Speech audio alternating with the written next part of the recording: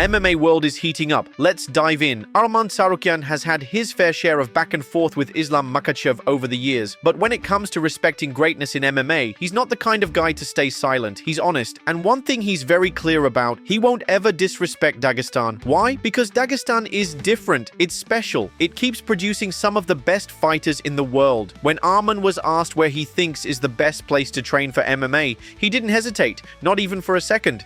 Dagestan, he said with full confidence. Number one. He didn't sugarcoat it. He laid it out. 50% of the people there train MMA, and if you threw them all into the UFC, maybe 8 of them would become champions, he said. That's how strong the talent pool is. And what makes his answer even more powerful is that Arman didn't even try to hype up his own home country, Georgia. He kept it real. Georgia has talent, sure, but MMA is still new there. He pointed out that Merab Dvalishvili became great in the US. Ilia Topuria became great in Spain. Georgia has potential, he said, but it's still growing. But here's where it gets exciting. Arman believes the future is bright. When Merab or Ilia retire, they'll open gyms, he said. In Georgia, we have great wrestlers, amazing judo fighters, and strong boxing too. People love sports there, so yeah, we'll see great fighters coming soon. This isn't just talk. Coming from a top fighter like Arman, it means something. He's not saying Dagestan is great because it's trendy. He's giving credit where it's due. Years of hard work, culture, discipline, it's made Dagestan a powerhouse. Think about it. Khabib Nurmagomedov, Usman Nurmagomedov, Umar, and of course, Islam Makhachev. These guys don't just win. They dominate. They change the game. But not everyone agrees, or at least not everyone's quiet about it. After Bryce Mitchell's recent win over Said Nurmagomedov at UFC Abu Dhabi, he made a little dig. Send him to Arkansas for 2 or 3 years and forget about it, he said. Was that confidence? Trash talk? Just pride in where he's from? Either way, it stirred the pot. So now the question's hot again. Who's producing the best fighters? Dagestan? The US? Somewhere else?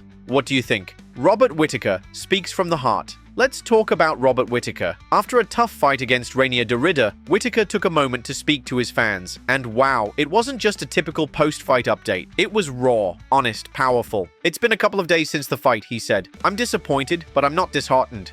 That one line, it tells you everything. He's a fighter in every sense. A warrior. He knows what this sport is. Wins, losses, they're all part of the journey. There were a lot of things I liked about the fight, he continued. A lot of things I didn't, but I'll take it all. Go back to the gym, sit with my team, break it down, and get back on the horse. No excuses, no blame, just learning and pushing forward. That's Whittaker, and he didn't forget to show respect. Congrats to Renier, he said. He had a game plan. He executed it. He got the win. That's class. That's what makes Whittaker special. Not just a fighter, but a man who carries himself with grace and humility. But the part that hit hardest? When he talked to his supporters. To all the fans, family, friends, thank you. Win or lose, you lift me up. Your messages mean the world. You're my heart. He also gave love to his sponsors. Thank you. You make this possible between fights. I couldn't do this without you. And let's be clear, this is not the end. Not even close. This is just another bump, he said. I'm going to recover, spend time with family, and hopefully fight again in Australia. You could feel it in his voice. He misses that home crowd energy. He's hungry for it, and he's coming back stronger. Khamzat sends a message to Du Plessis. With UFC 319 right around the corner, things are getting intense. Khamzat Chimaev is getting closer to what might be the biggest fight of his life against Dricus Du Plessis, and he's not staying quiet. In a recent UFC promo, Khamzat kept it short, but serious. Feeling great. Training in LA now. Coming for Chicago. See you guys there.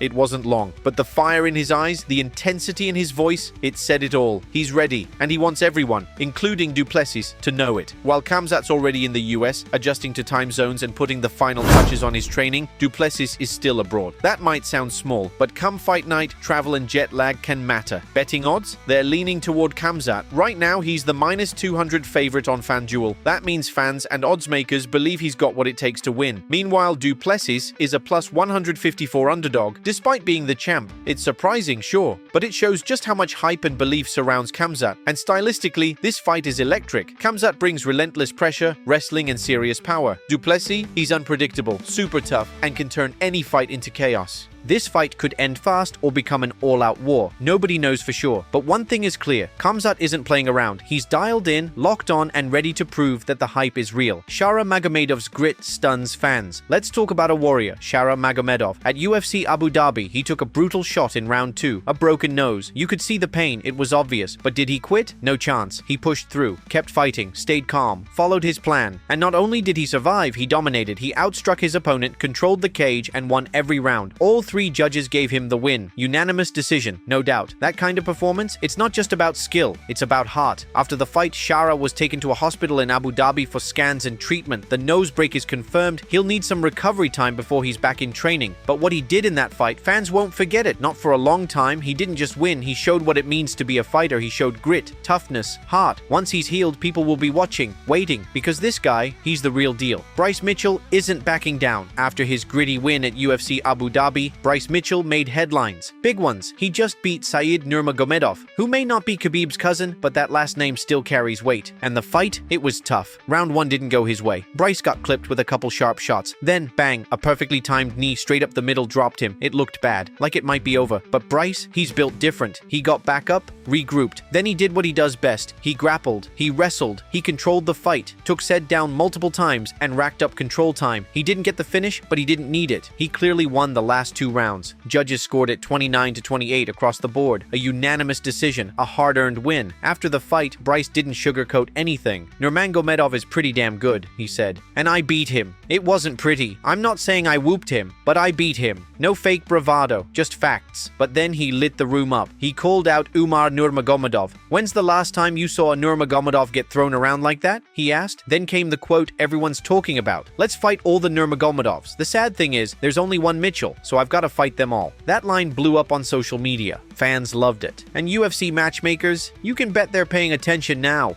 Bryce versus Umar could be a major fight in the bantamweight division, a real test for both guys. And if Bryce fights like he did in Abu Dhabi, heart, grit, control, it's going to be one to watch. Mitchell proved one thing for sure. You can doubt him, you can hit him, but if you want to beat him, you better be ready for a war. Ilia Topuria versus Justin Gaethje, huge news leaks out. Now this is big. A new rumor is making waves in the MMA world, and it might reshape the entire lightweight division. Dan Hooker just dropped a bomb during an interview with Submission Radio. Everyone thought Ilia Topuria's first title defense would be against Paddy Pimblett, right? Well, according to Hooker, that's not the plan. Instead, Ilia might be set to face Justin Gaethje.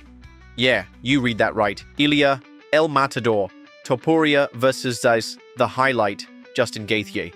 If that happens, it could be one of the most explosive fights of the year. But that's not all. Hooker said Max Holloway is expected to run it back with Charles Oliveira. A rematch, a high-stakes, all-action rematch, 2 fights, 4 elite names, and a potential shake-up at the top of the division. But where does that leave the other contenders? Hooker had something to say about that too. He pointed out that Arman Tsarukyan, one of the division's best, doesn't have a fight lined up, and Hooker, he wants it. He made it loud and clear. That's the fight I want. That's the fight that makes sense. He even admitted that Arman is tough. He's a walking bag of sand, Hooker said, but he's a damn good fighter. He explained that the top guys don't want to fight Tsarukyan. They've all got excuses, Hooker said, but not me. Then he revealed something else. Tsarukyan had been offered a fight with Mateusz Gamrot, who's ranked above Hooker, and turned it down. So now Hooker sees a clear path. He's stuck fighting me, Bubba, and this isn't just about hype. Hooker recently signed with a new elite manager. He says he's cleaned up his whole approach. I'm done doing dumb stuff, he said. He's focused, he's serious, and he wants the toughest fight out there. Arman's gotta fight me to get back in the mix. If he wants a title shot, I'm the test. This isn't trash talk. This is a challenge. A fighter calling out another elite contender with full respect, but also full intent to win. The lightweight division is about to erupt.